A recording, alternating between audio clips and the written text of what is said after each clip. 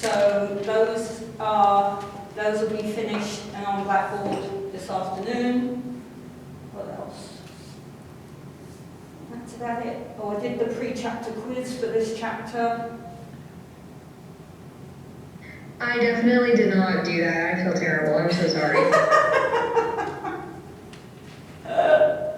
What's wrong with you, girl? I'm so bad. I thought about it and I looked at the clock and it was literally 1:31 and I was like, oh my gosh. But yeah, I dropped the ball for sure. Okay, so we're going to start looking at the cardiovascular system, and then the next chapter is the respiratory system, and then we'll have an exam just on those two systems. So then again, try to keep up because the next exam comes along very quickly. We're going to look briefly at the anatomy. This should be reviewed for everybody. All right, so I'm not going to spend that much time on it. There won't be any anatomy questions per se on the exam, but you do need to know the terminology for the pulmonary and the peripheral circulations and the structure of the heart. Otherwise, some of the questions won't make sense, right? So, let's have a quick look at our heart. Okay, so this should be very familiar. We have blood entering via the inferior and superior vena cava into the right atrium up here, right, from the body. So that's typically colored blue because it's got a lot less oxygen in it by the time it gets back to the heart, right? So then through here, through the tricuspid valve into the right ventricle, then it gets pushed out of the right ventricle off to the left and right pulmonary arteries to the lungs, comes back from the lungs via the left and right pulmonary veins into the left atrium, through the bicuspid valve into the left ventricle, and then the big push from the left ventricle out through the aorta and off around the body.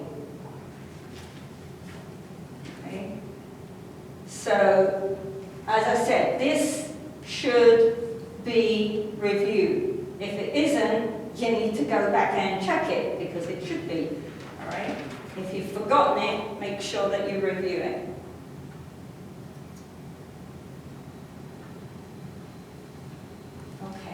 So the heart is a muscle. It's not quite the same as our skeletal muscles. It's not striated in that way. Although it does carry an electrical impulse, we do see elements of the muscle contract, but they're not end on end to each other like the sarcomeres are in a skeletal muscle.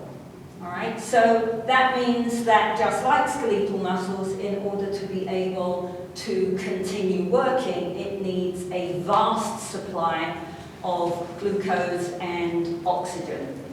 All right, so it does not take nutrients and oxygen from the blood that is passing through in that cardiac cycle that we looked at in that directional flow. It has its own blood supply that's wrapped around the outside of the heart, right? So the biggest arteries that are around are the left and right coronary artery, and then they branch off into lots of smaller arteries, and then we've got tiny little fingers that wrap around the end of the heart there, okay? So everything's on the outer surface that is delivering oxygen, taking carbon dioxide away. All that gas exchange is going on the surface of the heart.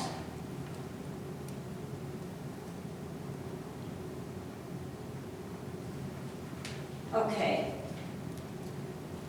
So we're more interested in the function and the adaptations that are going to occur when we exercise and train the heart. So the first thing that we want to look at with regards function is the cardiac cycle. So how does the heart contract, right? What's happening there, okay?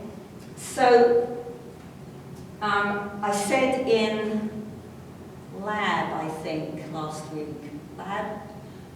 or the week before, we've got, when we were looking at blood pressure, we have these two pressures that we measure when we take our blood pressure. The high number is the systolic blood pressure. So that occurs during the contraction phase of the heart. So the contraction phase is called systole. And the lower number is the diastolic pressure that occurs during the relaxation phase, and that's called diastole. Okay? Now, the heart is able to initiate its own contraction. It doesn't have to wait for a signal from the central nervous system. So it has this ability called I cannot say this word, autorhythmicity. Way too many syllables in that word for me. And so what that means is that it's got this ability for intrinsic control of the heartbeat. Okay? That occurs at the sinoatrial node. The sinoatrial node is located in the top of the right atrium on the back wall. And it's often called the pacemaker of cardiac contraction, right? I don't have to wait for this signal from the brain, okay? It's able to initiate its own action potential that travels across the surface of the right atrium, and then it reaches another specialized set of cells called the atrioventricular node. And the atrioventricular node plays a really important role, because if you consider the fact that the heart is these four chambers, right, and the blood is coming in at the top and leaving from the bottom, all right, then imagine the chaos there would be if the top and the bottom were contracting at the same time. All right? That just would not work. So after the SA node has initiated the contraction, the atrioventricular node sits on the impulse for just a minute amount of time, like about 1/10 of a second. And that time allows the atria to have contracted from this action potential. The ventricles are relaxing, they've emptied out, and then the AV node sends the signal on, and the ventricles can receive the blood from the atrium. Okay. Now, it takes a while for that signal to run across the surface, the inside surface of the muscle. So when the signal leaves the AV node, we've also got some specialized fibers that transmit the impulse very quickly through the ventricles and particularly down to the bottom of the heart. Because the bottom of the heart, if you look at a heart, is quite a long way away from the top. So we don't want inconsistent contraction all the way through the ventricle. We want the whole ventricle to contract at one time.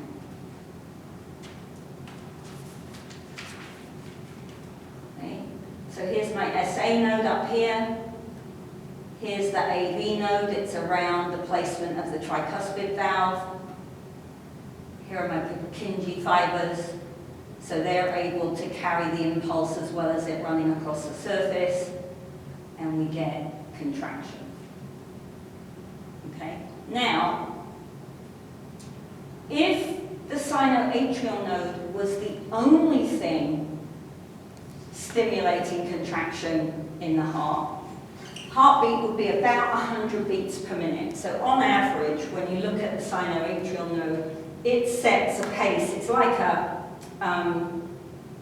metronome, right? It sets a pace that works out to about 100 beats per minute. Obviously, then there has to be something else playing a role, because when we're sitting down, our heartbeat is not 100 beats per minute. At least it shouldn't be, and if it is, go to the doctor. Right? Similarly, when I'm exercising, if my heartbeat got stuck at 100 beats per minute, I wouldn't be able to be very effective at doing a higher workload, right? My heart has to be able to beat faster than that, as well as slower than that. So there's obviously something else at play as well.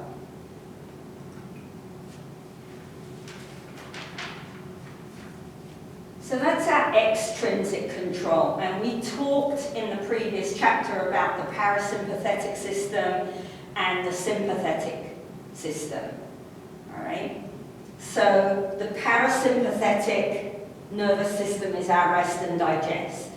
So when the heart is under the influence of the parasympathetic nervous system, we see a decrease under the 100 beats per minute, all right? The lower our resting heart rate, the healthier our heart and our cardiorespiratory system is, right? Cardiovascular system, sorry. Okay.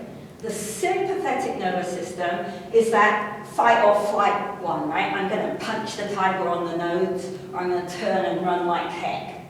Okay? I think punching him on the nose might be a safer bet, but I'm not quite sure. So that's the one that's going to raise our heart rate. So when our heart has influence from the sympathetic nerve fibers, it increases the count of the beat. Okay? So at any time, our heart rate that we can measure is this delicate balance between the parasympathetic influence and the sympathetic influence. Okay? When we feel our heart rate start to increase straight away at the beginning of an exercise session, that's because the parasympathetic system is turning itself down. And then as we move, the sympathetic system kicks in response to stress and raises heart rate.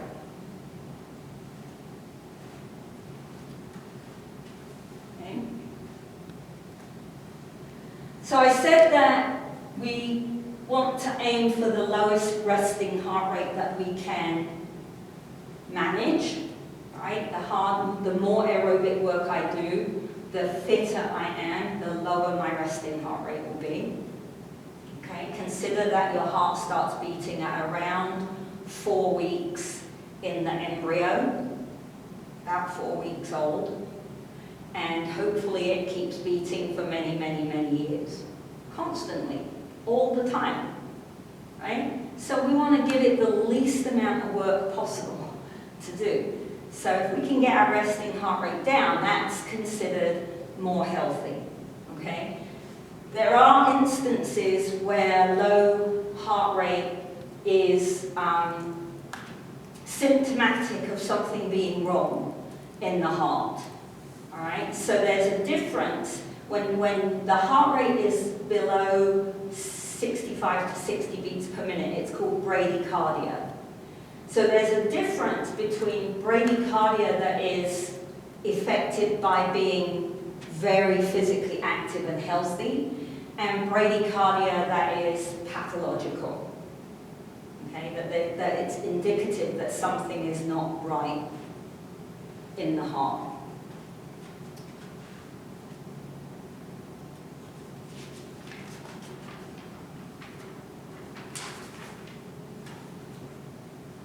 Okay, so the next thing then we want to understand, looking at function, if we understand how the contraction is initiated, what's happening in the muscle tissue, because this muscle tissue is a little bit different to skeletal muscle tissue.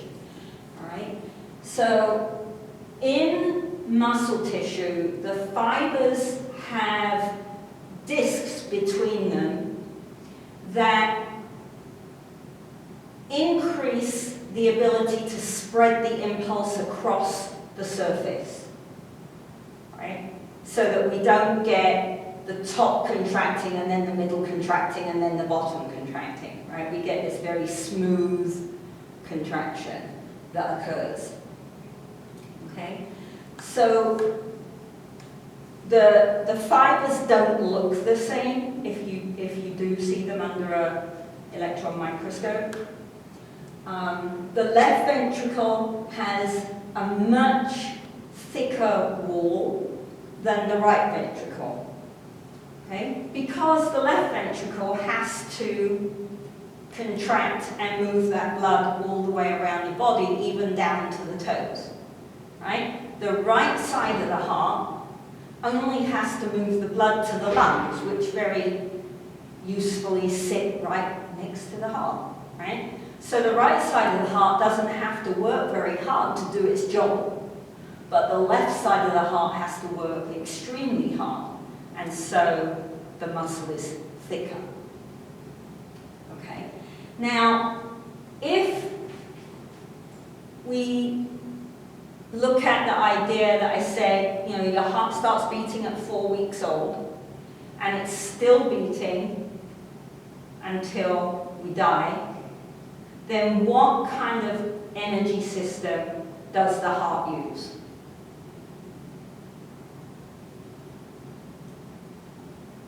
And it's just you, Molly. I'm not sure what energy system it uses. Okay, if it's beating constantly all the time, the heart is contracting all the time, right? Never stops. Is that energy system number 1, number 2, or number 3? It'd be number 2, wouldn't it? No, number 3. Oh, no. Right, so it's an aerobic muscle fiber type. So it's not what we would call type 1 in striated muscle, but it's similar to type 1. It works in a similar way. Okay? That means it's really good at using oxygen to make ATP, okay, which is why these coronary arteries are so important. And if you damage one of them, then they will do a coronary bypass, because your heart has to have continual supply of oxygen and carbohydrate to keep going, right? So Is a coronary bypass like when they put stents in?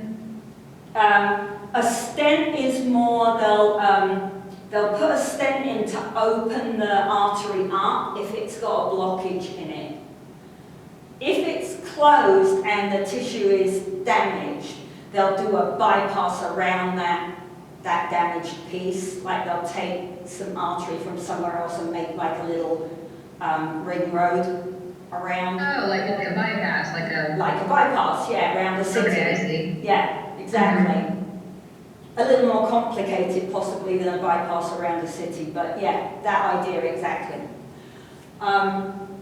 So they use aerobic energy systems, so system number 3, all right, oxidative phosphorylation, so that's my Krebs cycle and my electron transport chain, to make heaps and heaps of ATP to keep this heart beating constantly all the time, all right, if it's healthy.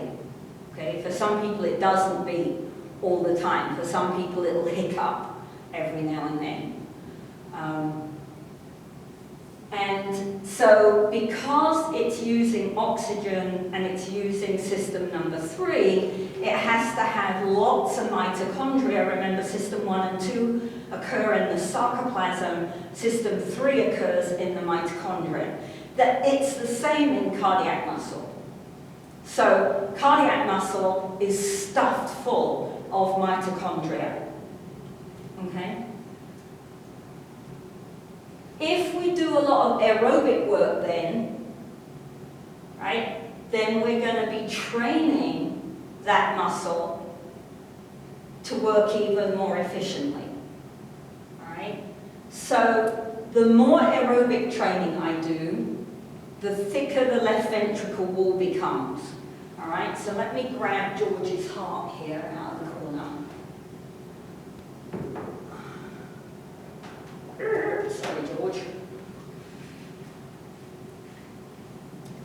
All right, so here's my heart,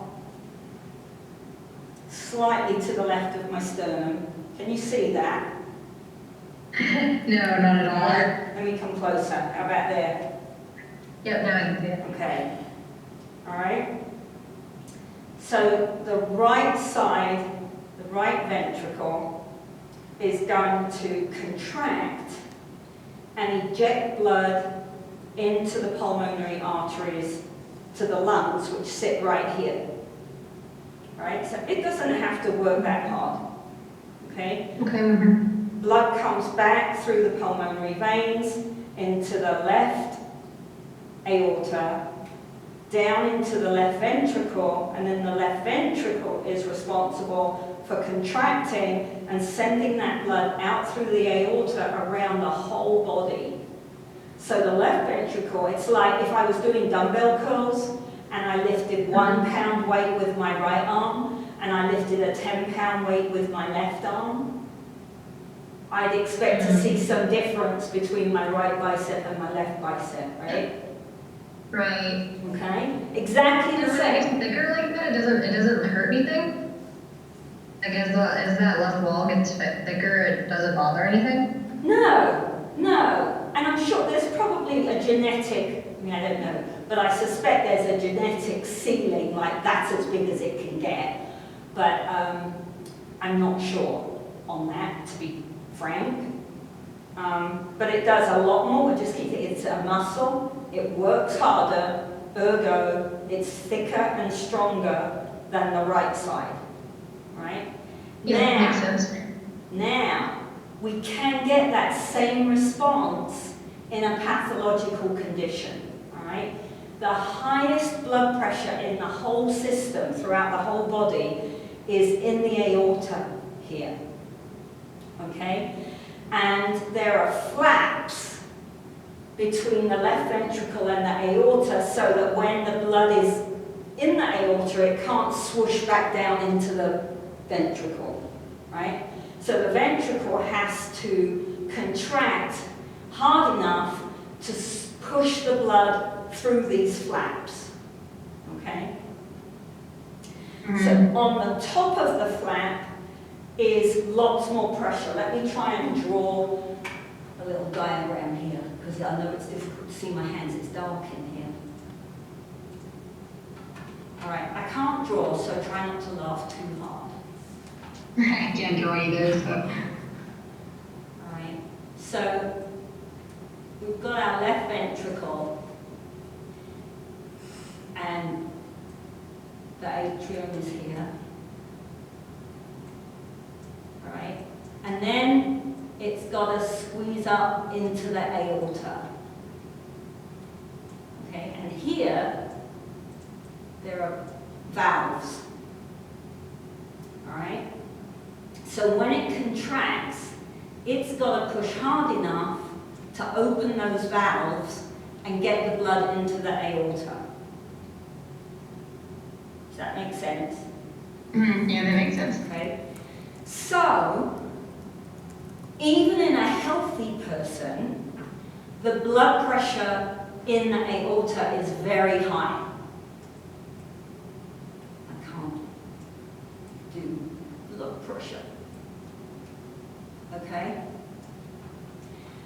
So even if I'm healthy, that's still the highest blood pressure in my whole system. Okay? So the harder I train, the stronger I make that left ventricle, the easier it is for the ventricle to push blood out and into the aorta. Now what happens if I have chronic hypertension, right? So if I'm someone that is living with chronic high blood pressure, day to day to day to day, for whatever reason, there's many, many reasons, right? Then that blood pressure in the aorta is even higher than normal, right? So then the left ventricle has to work really, really hard in someone who has high blood pressure to get the blood out through those flaps. So it's like training the heart, right?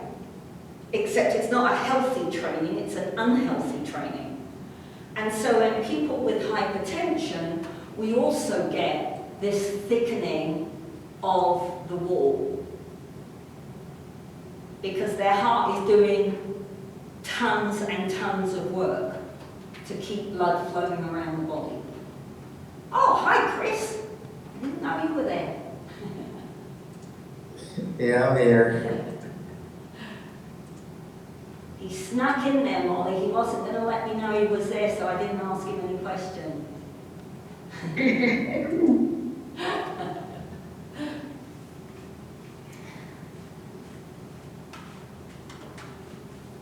Oops. Okay? So does that make sense? Right? So we have this healthy increase in the size of the left ventricle because I'm training, I'm doing aerobic work. And we have this unhealthy increase in the size of the left ventricle that's due to chronic hypertension. Okay? Oh, that's where we want it to be. All right? So if it's large because I'm doing training, the hospital are going to go, excellent, well done. If you go in and you say, I'm sedentary and you're a little bit overweight, and they look at your heart and it's huge, they're going to go, oh, you have a big problem. Right?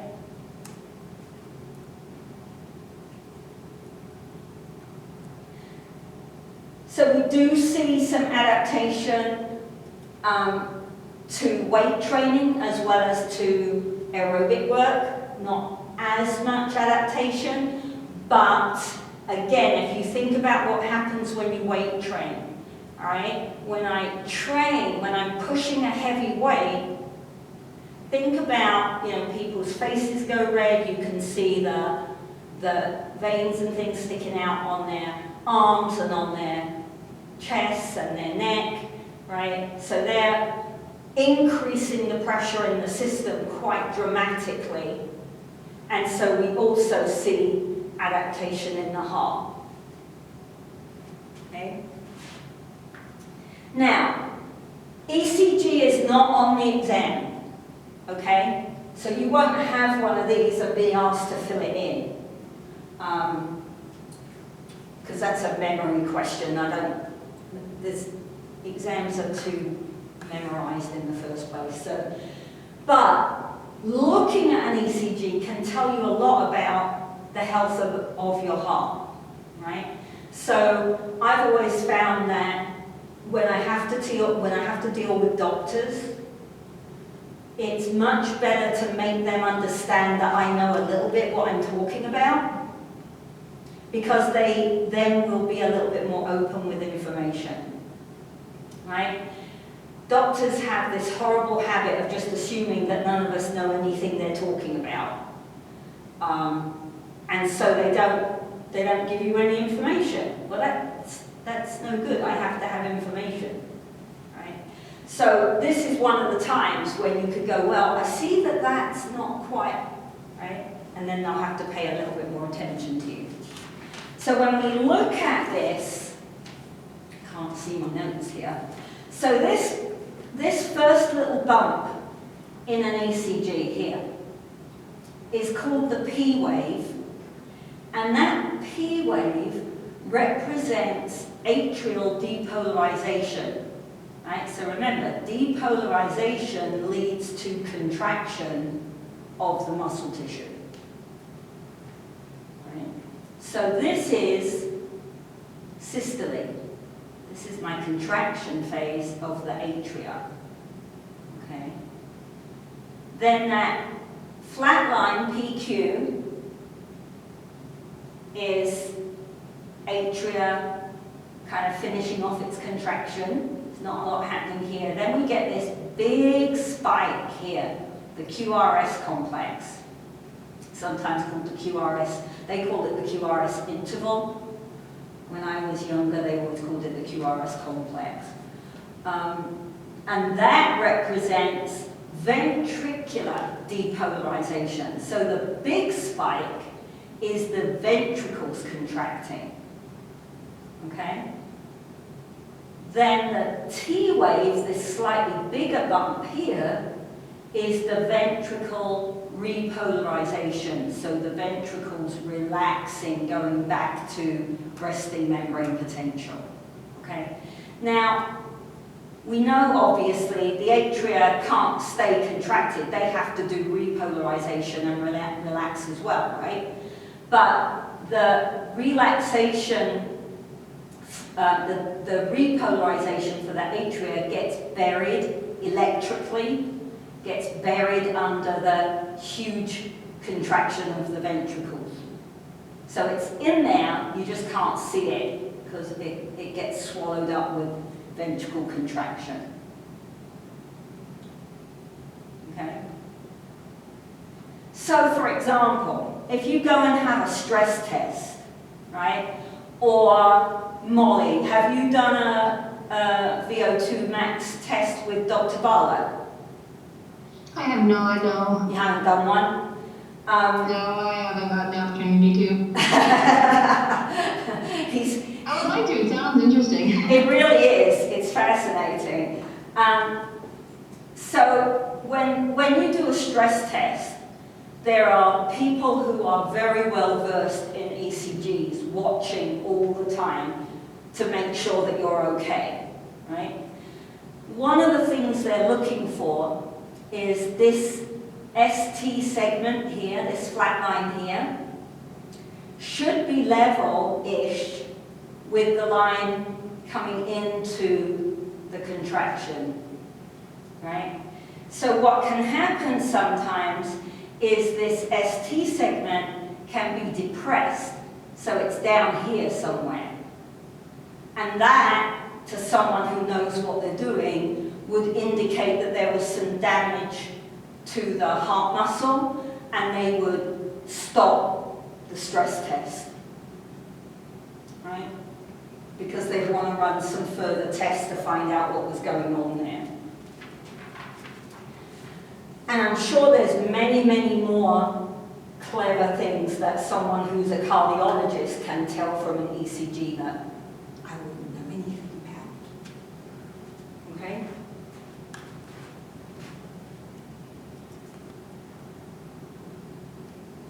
Okay, so the third thing we want to know about when we're looking at the function of the heart is an idea called cardiac output.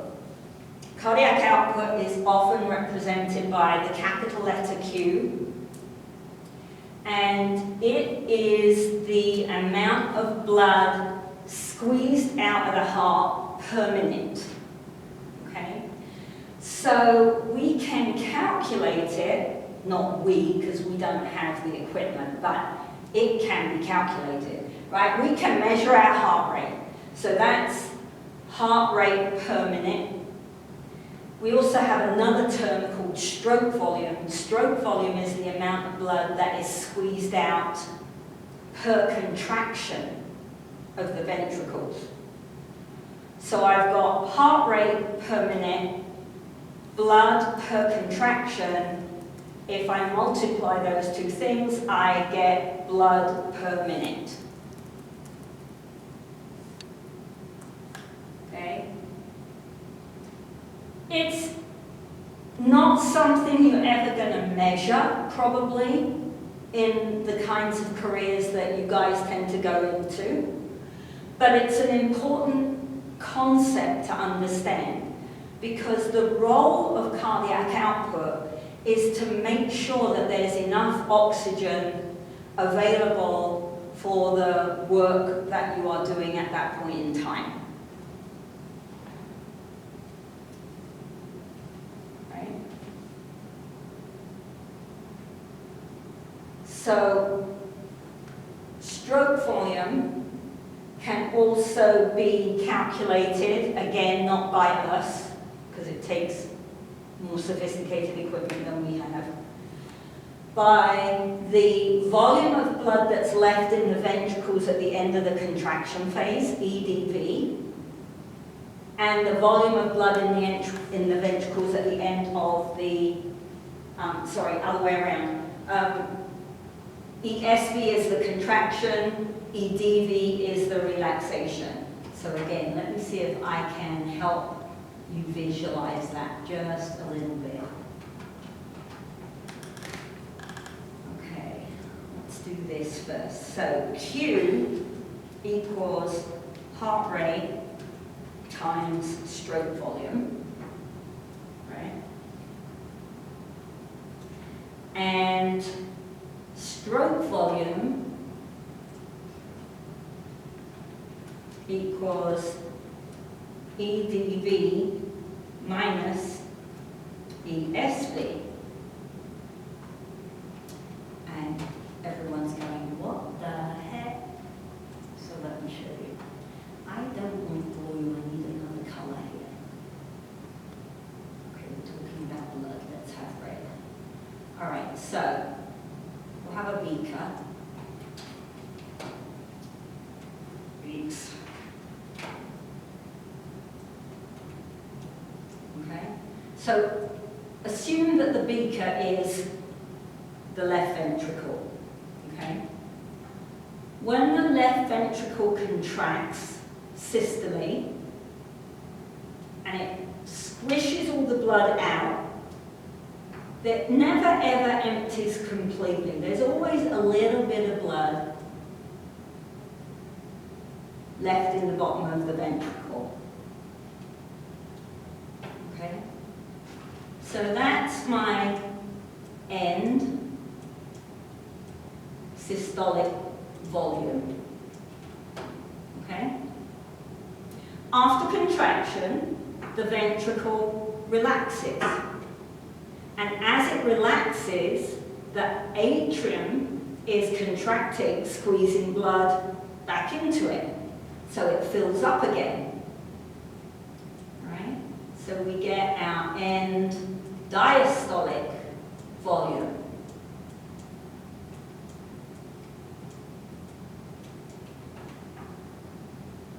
Okay?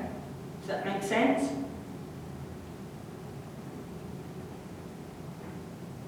Yeah, this isn't like a completely foreign concept to me because we went over this a lot in anatomy too. Good. Like the equations and everything. Okay, so then the systolic volume, the amount of blood that got ejected, right, is this.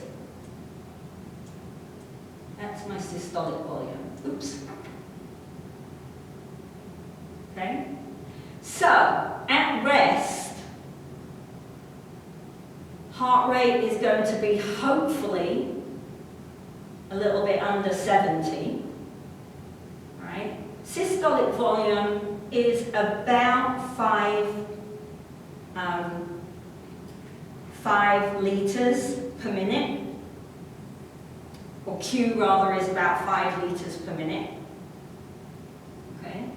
If I train really hard, then a couple of things happen, right? One, my ability to move blood back to the heart increases, and we'll talk about that later in the week. So when the ventricle relaxes, my EDV is a little bit higher, okay? And my ventricle is getting stronger, so it can contract a little bit harder. And so some people think that we see a slightly lower ESV. And so that means that my stroke volume increases with training. Right? That's a good thing because I want more blood out around the body if I'm training hard.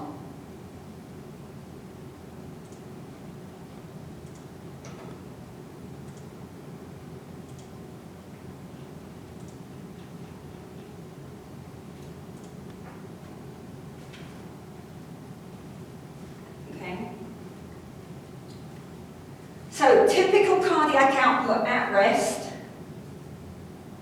between 4.5 and 5 litres per minute, depending on whether I'm a little tiny girl or a biggish guy, right?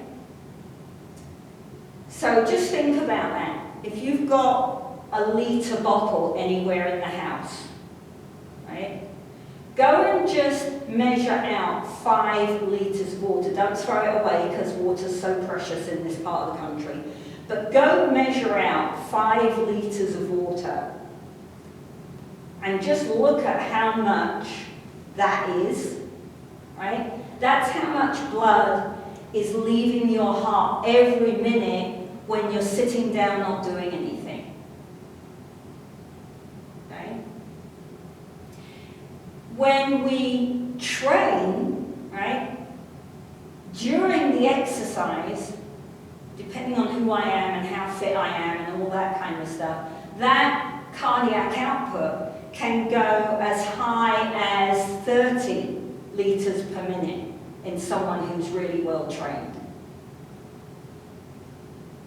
30 litres per minute of blood moving out of your heart. Okay, it's phenomenal. So just imagine how hard that heart is working. That's why we want to get resting heart rate down as much as we can, right? We don't want it to have to work that hard. So a concept that you have to grasp is the idea that workload at rest has nothing to do with how well trained you are, right? If I'm an overweight sedentary person and I'm resting, I'm not doing anything. If I'm a highly trained fit person and I'm resting, I'm not doing anything. Therefore, Q, cardiac output, is the same at rest for everybody, right? Give or take a couple of milliliters, right? It's the same for everybody because rest is rest is rest. It doesn't make any difference. Okay? Now, what does change, right? Remember that the role of Q is to provide enough oxygen for the workload.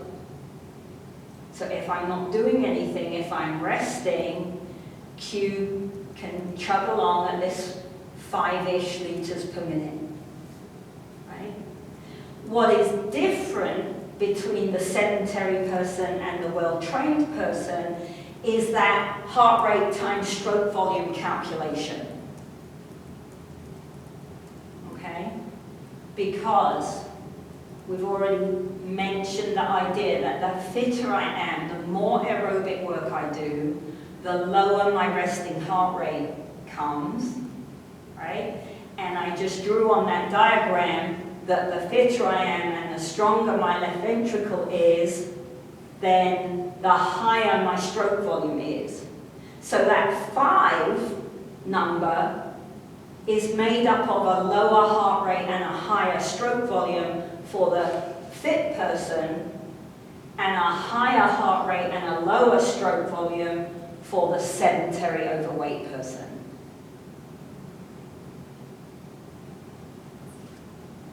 Does that make sense?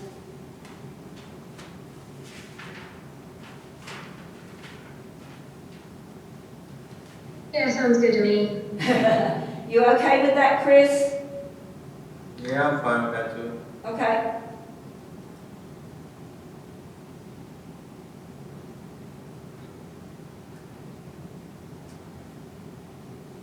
Okay. So this is kind of looking at that same idea. What we don't know, it's a bit chicken and egg, right? Does my resting heart rate come down because my stroke volume goes up and we need to maintain our 5?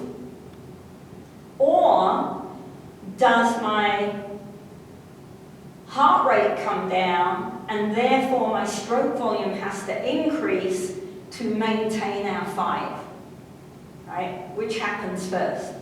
I don't know the answer to that, I have to tell you that. Right? But I always find it quite intriguing. It's like chicken and egg. Which one happened first? Did stroke volume go up and so heart rate came down?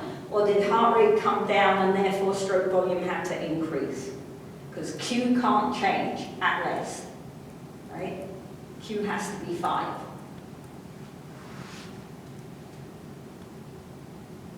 When we're exercising, so while I'm out for my walk or my bike ride or my run, or your horse ride, your lucky girl, right?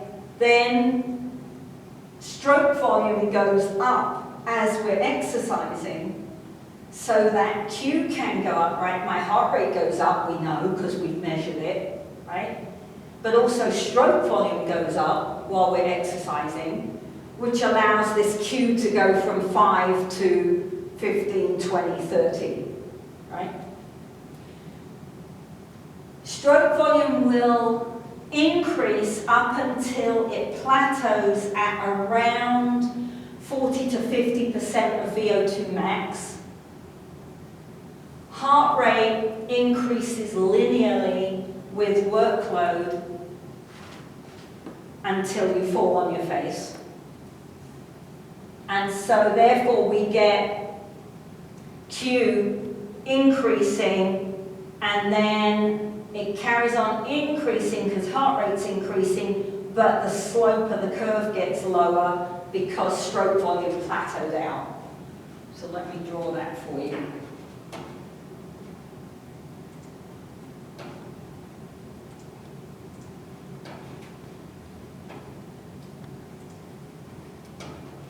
Okay, so, oops, sorry about that. So stroke volume is going to do this.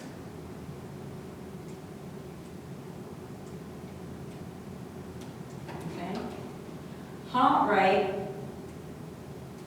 as best as I can make it, is going to do that. And Q is going to do that. Okay, down here is intensity.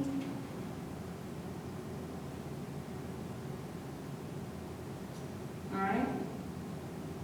So stroke volume plateaus, heart rate is linear, Q is the multiplication of both of these.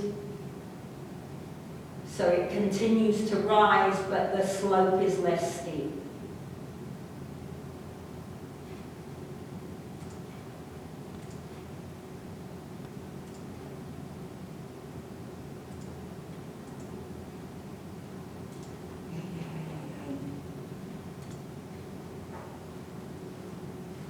All right. So that idea of heart rate being linear with workload is why heart rate is such a good indicator of intensity, right? It doesn't lie, okay? If I go out to the trail in the summer when it's 95 degrees, right, and I've got my heart rate monitor on, and I have my training zone set, it doesn't take me very long walking to get into my training zone. And then what I have to do is keep an eye on it, because if I don't watch it, my heart rate goes out off the other side of my training zone, which isn't what I want, right? Because it's a measure of how hard I am working. If I go out there in the winter when it's freezing cold and it's 35 degrees instead of 95 degrees, it might take me 15, 20 minutes to get my heart rate into my training zone. Same walk, same speed, but I'm not working as hard because I'm not dying of the heat, right? My body isn't having to deal with all that extra stress of the heat. Okay? All right.